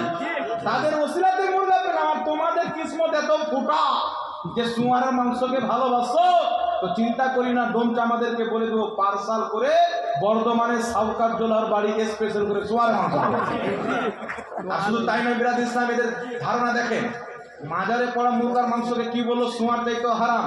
কিন্তু কোনো দেওবন্দি আজ পর্যন্ত আমার চ্যালেঞ্জ অ্যাকসেপ্ট করতে পারেনি, আর কিয়ামত পর্যন্ত পারবে না। একটা কথা মনে রাখবেন, দেওবন্দির সাথে যদি মুনাজেরা হয়, ওকে এক চুল্লু পানিতে মারতে আমাদেরকে 5 মিনিট টাইম লাগবে। আর যদি আহলে হাদিস আমাদের সামনে চলে আসে, তো আত্মা বের করতে 7 মিনিট টাইম লাগবে, এর বেশি টাইম লাগবে না। এদেরকে আমরা চাটনিও মনে করি না, খোদার কসম করে বলছি। এদের রক্ত কোনটা দিয়ে কত সাইজে কত স্পিডে রক্ত চলে, আর কোন পানি থেকে এরা এসেছে, ওটা পর্যন্ত আমরা রিসার্চ করে রেখেছি। সব রিসার্চ করাচ্ছে আলহামদুলিল্লাহ। এখন আপনাকে বলছি শুনেন দেওয়া, আমার রাসূল সাল্লাল্লাহু আলাইহি সাল্লাম, আবু দাউদে হাদিস আছে, একজন মহিলা বলছেন আল্লাহর নবী যদি যুদ্ধ ময়দান থেকে সহি সালামতে চলে আসে, তো আমি 2টা কাজ করব। এক, নবীর সামনে ঢোল বাজাবো, 10 ঢোল। আর দ্বিতীয়টা হচ্ছে, উনি একটা বেওয়ানা নামক জায়গাতে একটা পশু জবাই করার মিন্নত মানলেন, যে ওই জায়গাতে স্পেশাল ভাবে আমি একটা পশু জবাই করব। আল্লাহ নবী চলেছেন আনন্দিত, বলছেন ইয়া রাসূলুল্লাহ, আমি 2টা মিন্নত মেনেছি, আপনি যদি ইজাজত দেন, অনুমতি দেন, আমি আমার মিন্নতকে পূর্ণ করব। রাসূল পাক সাল্লাল্লাহু আলাইহি সাল্লাম বলছেন কি? বলছেন একটা আপনার সামনে আমি ঢোল বাজাবো, এক তাবকা ঢোল, যাকে দফ বলা হয়। তো নবী বললেন বাজাও, উনি ঢোল বাজালেন। দ্বিতীয় নাম্বার বলছেন ইয়া রাসূলুল্লাহ, আমি অমুক জায়গাতে, জায়গাটার নাম মুহাদ্দিসিনে কিরাম লিখেছেন বেওয়ানা, সেই জায়গাতে আমি একটা পশু জবাই করব, মিন্নত মেনেছি। তো আল্লাহর নবী বললেন সেখানে কি মুশরিকদের কোনো পূজাখানা আছে, মন্দির মন্দির এগুলো আছে, তাদের মেলা ফেলা আছে? বলছেন না। তাহলে তুমি তোমার মিন্নত পূর্ণ করো। তিনি ওই নির্দিষ্ট জায়গাতে গিয়ে, মিন্নত আল্লাহর জন্যই ছিল, একটা জায়গা নির্দিষ্ট করেছিলেন বেওয়ানা নামক জায়গা, সেখানে গিয়ে তিনি ওই জানোয়ারকে খোদার নামে জবাই করলেন, নবী অনুমতি দিলেন। এখন আপনাকে বলতে চাই, একদিকে বেওয়ানা নামক জায়গা, একদিকে আউলিয়া ইকরামের মাজার। কুরআন বলছেন ওলিদের মাজার হলো জান্নাতের বাগান, হাদিস বলছে ওলিদের মাজার হলো জান্নাতের বাগান। কারণ আল্লাহ কুরআন পাকে বলছেন কেউ যদি ঈমান এনে ভালো আমল করে কবরে যায় তার কবরকে আল্লাহ পাক জান্নাতের বাগান বানিয়ে দেয়। নবী বলছেন জান্নাতের বাগান বানিয়ে দাও। আর বেওয়ানা নামক জায়গা ছিল, মুশরিকদের মেলা হতো না, কিন্তু একটা পাক পবিত্র জায়গা ছিল, সেখানে তিনি মিন্নত মানলেন পশু জবাই করার, নবী মুস্তাফা অনুমতি দিলেন। তাহলে যেই জায়গাকে খোদা পাক জান্নাতের বাগান বলেছেন, রাসূল পাক যে আউলিয়ায়ে কেরামের কবরকে জান্নাতের বাগান বলেছেন, কেউ যদি সেই কবরে নিয়ে গিয়ে খোদার নাম নিয়ে পশু জবাই করে কিয়ামত পর্যন্ত একে কেউ হারাম প্রমাণ করতে পারবে না। এই হাদিস থেকে ইস্তেমবাদ করে 100% এটা জায়েজ হয়। জোরে বল সুবহানাল্লাহ। বৈধ ব্যক্তিদের জন্য বৈধ, অবৈধ ব্যক্তিদের জন্য কি আছে সেটা তারা বলবে। এই জন্য পৃথিবীর মুসলমান বিশ্ববিখ্যাত ফকিহ ও মুহাদ্দিস ইমাম মুল্লা জীওয়ান রহমাতুল্লাহ আলাইহি যেই বর্তমানের পোল্ট্রি মুরগি বলেছে, তার বাপ শওকাত ওইনার লেখা কিতাব পড়ে মৌলবি হয়েছে, নুরুল আনোয়ার। বলেছেন না আপনারা? সব মাদ্রাসায়, কালিয়াচকে তো মাদ্রাসার অভাব নাই, মোতাবাড়িতে অভাব নাই, বড় বড় মাদ্রাসা, সব মাদ্রাসাতে, দেওবান মাদ্রাসাতেও একটি কিতাব পড়া হয় নুরুল আনোয়ার। লেখকের নাম ইমাম মুল্লা জীওয়ান রহমাতুল্লাহ, যিনি আওরঙ্গজেব বাদশার ওস্তাদ ছিলেন। ইমাম মুল্লা জীওয়ান রহমাতুল্লাহ একটি কিতাব লিখেছেন তাফসিরাতে আহমদিয়া, যেটা বেইরুত লেবানন থেকে ছাপা হয়েছে। সেই কিতাবের 56 পৃষ্ঠা। আর যেটা দেওবান থেকে ছেপেছেও বর্ধমানের পোল্ট্রি মুরগির বাপ অরিবাদ দাদা দেওবানে বসে আছে, ওরাই ছাপিয়েছে।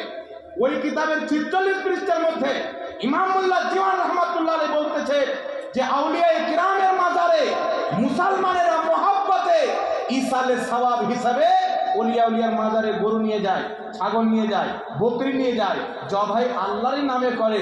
ইমাম মুল্লা জীওয়ান বলছেন হালালুন তাইয়্যিবুন, ওটা পবিত্র এবং হালাল। আর জয় বলেন না সুবহানাল্লাহ। পবিত্র এবং হালাল। আর কিয়ামতের সকাল পর্যন্ত কেউ হাদিস তো দূরের কথা, মুহাদ্দিসের কিতাব তো দূরের কথা, একটা চটি বইও দেখাতে পারে না যেটা হালাল। পৃথিবীর কোনো কিতাবে নাই। ও বেটা দাবচোর বলে দিয়েছে, ও তো মাদ্রাসায় চুরি করেছে, ওই ঘোড়ার ডিম করেছে, ও চুরি করেছে। আর এদিকে কলকাতার দিকে একটা আছে, এ রাজমিস্ত্রি করেছে। আপনাদের কালিয়াচকের দিকে চলে দিয়ে কি বাবলা, বাবলাতে এসে বলছে, জিজ্ঞাসা করছে পীর মানা যাবে? তো বলছে পীর না, ঘোড়ার ডিম। বলছে ঘোড়ার ডিমের যেমন বাস্তবতার সাথে কোনো মিল নাই। ডাক্তারের কাছে, আমার অমুক ডাক্তারের কাছে হাত আছে, অমুক ডাক্তারের কাছে হাত আছে, আমার চোখ উঠেছে, এই কথার যেমন বাস্তবতার সাথে কোনো মিল নাই, তেমন পীরের ইসলামের সাথে কোনো সম্পর্ক নাই। কথা তো বেটা ভুল বলেনি, ঠিকই বলেছে। সোয়ারের গলাতে কি সোনার হার মানায়? কোন ব্যক্তি যদি কুকুরের গলাতে সোনার মালা দেয়, তো কুকুরকে কি মালাটা মানাবে? তো ওয়াহাবি তো খ্রিস্টানদের তৈরি করা জামাত, তারা ওলিয়া উলিয়া কাহা পাবে? তাদের বড় বড় বাপদাদা তো খোদাকে মিথ্যাবাদী লিখেছে, নবী পাকের গুস্তাখি করে জাহান্নামের কুকুর হয়ে মরেছে। আরে ওলি ওদের দলে হবে যাদের ঈমান থাকবে, আহলে সুন্নাতে দেখে কওসে আযম আল্লাহর ওলি, হিন্দুস্তানে খাজা মঈনুদ্দিন চিশতি আল্লাহ। আর যেই ব্যক্তি মুসলমানের ওলি কি করে হবে? হযরতকে যদি জিজ্ঞাসা করেন হুজুর ওলি কাকে বলে, তো উত্তরে বলবেন কোন বান্দার ইবাদত যদি আল্লাহ কবুল করে নেয় তাকে ওলি বলে। আর ইবাদত কবুল হওয়ার জন্য ঈমান থাকা শর্ত। ঈমান নাই তো নামাজ নাই, রোজা নাই। ঈমান আছে তবেই তো নামাজ রোজা ফরজ আছে। রাসূল পাক বলেছেন মিশকাতের হাদিস, বুনিয়াল ইসলাম আলা খামসিন, ইসলামের ভিত 5টি জিনিসের উপরে। প্রথম হচ্ছে লা ইলাহা ইল্লাল্লাহ মুহাম্মাদুর রাসূলুল্লাহ। এই ঈমান যদি ঠিক হয় তাওহীদ আর রিসালাতের ব্যাপারে, তাহলে নামাজ রোজা হজ যাকাত অবধি যেতে পারবে না। এখানে ডগমগিয়ে গেলেন তো কিছুই ফরজ হবে না। কথা বুঝতে পারছেন কি পারেন না বাবা? তো এদের জামাতের তো ঈমান নাই। ইংরেজদের দেওয়া আকীদা তারা প্রচার করে, খ্রিস্টানদের দেওয়া আকীদা, কুরআন হাদিসের অপব্যাখ্যা করে তারা বৈধ প্রমাণ করে মানুষকে গুমরা করে। কিন্তু কিয়ামতের সকাল পর্যন্ত, নবীর যুগ থেকে নিয়ে এখন পর্যন্ত, না নবীর ওসিলা কেউ নাজায়েজ বলেছেন, না ওলির ওসিলা নাজায়েজ বলেছেন। এই আকীদা আসলো কোথায় থেকে? আমেরিকার ফান্ডিং থেকে এসেছে, ইংরেজদের টাকা থেকে এসেছে। এই জন্য পৃথিবীর মুসলমান যাদের ঈমান নাই, তাদের তো নামাজই কবুল নয়, তো তারা ওলি পাবে কোথায়? আর যাদের ওলি নাই তারা মানবে কোথায়? তো বুঝা কি গেল, কুকুরের গলাতে সোনার মালা মানায় না, ওয়াহাবি পীর মানবে, এটা হতেই পারে না। কারণ সাথে তো জাহান্নামের কুকুর। নবী খাওয়ারিজকে ইবনে মাজার হাদিসে জাহান্নামের কুকুর বলেছেন। এইগুলো দুনিয়ার কুকুর, তারা জাহান্নামের কুকুর। তো এই কুকুর চাইতে তো ওটা খারাপ। কুরআন পাকে আল্লাহ আসহাবের কুত্তাকে যে আলোচনা করেছেন, এই আসহাবে কাহাফের কুকুর জান্নাতে যাবে যার নাম হলো কিদমির। কারণ কেন যাবে জানেন? এ নবীর দরবারে থাকতো না, আল্লাহর ওলিদের দরবারে থাকতো। কুরআন পাকে আল্লাহ সেই কুকুরের আলোচনা করেছেন। আর তাজ্জুবের কথা হলো, মানুষের সংখ্যাতে কোনো জায়গায় কম, কোনো জায়গায় বেশি বয়ান হয়েছে কুরআন পাকে, কিন্তু কুকুরকে আল্লাহ কোথায় বাদ দেন না। একটা কুকুর যার আলোচনা আল্লাহ পাক কুরআন পাকে করেছে, আর আমার নবী মুস্তাফা সেই কুকুরকে জান্নাতি বলেছেন। কারণ জিজ্ঞাসা করা হলে উত্তর পাওয়া যাবে, সেই কুকুর আল্লাহর ওলিদেরকে মহব্বত করত, তাই খোদা কিয়ামতের ময়দানে জান্নাতীদের রূপ দিয়ে ওই কুকুরকে জান্নাতে পাঠাবে। যারা বলে ওলিয়া উলিয়া পীর মাশায়েখ মানা যাবে না, কুকুর যেতে খারাপ হলো কি হলো? জোরে বলে, এটা হাদিস দ্বারা প্রমাণ হয়ে গেল, কোরআন দ্বারা প্রমাণ হয়ে গেল।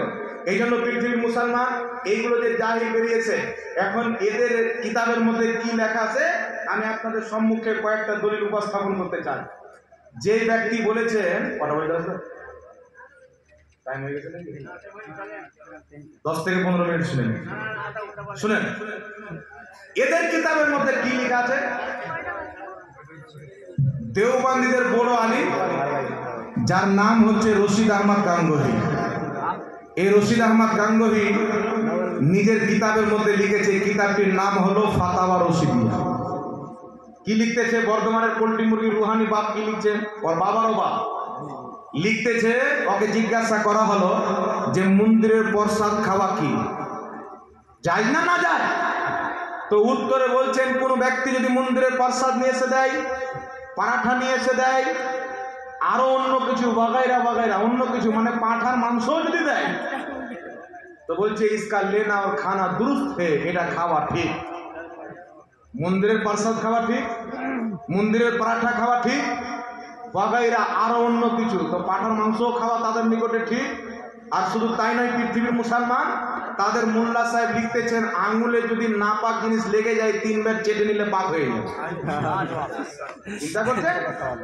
আর আহলে হাদিসের কথা কি বলবো, কলকাতার গাধা। এদের কিতাবের মধ্যে লেখা আছে, কিতাবটির নাম হলো নুজুলুল আবরা। এদের শেখ ওয়াহিদুজ্জামান লিখেছে। এদের কিতাব হচ্ছে বদরুল আহিল্লা।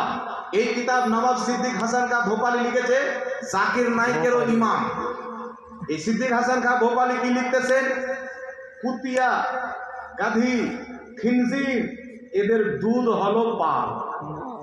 সোয়ারনির দুধ পাক, কুকুরনির দুধ পাক। রেকর্ডিং হচ্ছে বাবা, বলে পালিয়ে যাবো, উপায় নাই, ছড়াবে।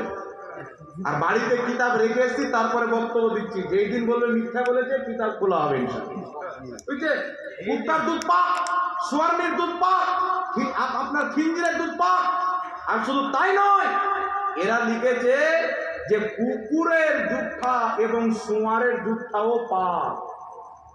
কুকুর বা শুয়ার যদি থালাতে মুখ দিয়ে দেয়, পানিতে মুখ দিয়ে দেয়, তো ওয়াহাবিদের নিকটে ওই পানিটা পাক, খাওয়া যায়, উজু করলে উজুও হবে। তাই চিন্তা করেন বাবা, যারা আল্লাহ ওয়ালাদের দরবারের মুরগাকে হারাম বলে, আল্লাহ পাক তাদেরকে শুয়ারের দুধটা খাইয়ে ছাড়ে। চিন্তা করেন। শুধু তাই নয়, পৃথিবীর মুসলমান ওয়াহাবিদের কিতাবের মধ্যে লেখা আছে, এরা ফাতাওয়া আলমগীরকে নিয়ে চুলকানি করে। দেখেছেন না ইউটিউবে? কয়েকটা মৌলবি বেরিয়েছে, ওই ফাতাওয়া আলমগীরিতে আছে কুকুরের ব্যবসা করা যায়। আচ্ছা বাবা, ফাতাওয়া আলমগীরিতে মাসলা আছে, কিন্তু এই মাসলার প্রতি ফাতোয়া নেই। কিছু মাসলা থাকে, তার প্রতি ফাতোয়া থাকে না। ফাতাওয়া আলমগীরিতে আছে, কোনো মুসলমান যদি কুকুর জবাই করে, আর কোনো অমুসলিম যারা কুকুরের মাংস খায়, তারা যদি এসে বলে কুকুর তো তোমরা খাও না, আমাকে বিক্রি করে দাও, তাহলে মুসলমান যদি বিক্রি করে দেয়, তাহলে এটা তার জন্য জায়েজ হয়ে যাবে। নাজেজ হবে, ফেলে দেওয়ার চাইতে ওকে বিক্রি করে দেওয়া ভালো। কিন্তু এর প্রতি ফাতোয়া নাই। তো এরা কি এই মাসলাটা বয়ান করে মেসেজ দিতে চায় যে হানাফিদের কিতাব ফাতাওয়া আলমগীরিতে 80% মাসলা ভুল আছে। কিন্তু চিন্তা করেন বিরাদ ইসলাম, এদের কিতাবের মধ্যে, ওয়াহাবিদের কিতাবের মধ্যে লেখা আছে, কি লিখছে তারা? বদরুল আহিল্লার মধ্যে, নুজুলুল আবরার মধ্যে কি লিখতেছে? লিখতেছেন যে কুকুর এবং শুয়ার এদের পেশাব এবং পাখানাও পবিত্র। বলছে শুয়ার খাওয়া হারাম, কিন্তু শুয়ার নাপাক নয়, পবিত্র। কুকুর হচ্ছে পবিত্র। এখন ফাতাওয়া আলমগীর প্রতি যে ব্যক্তি আঙুল তুলে আমি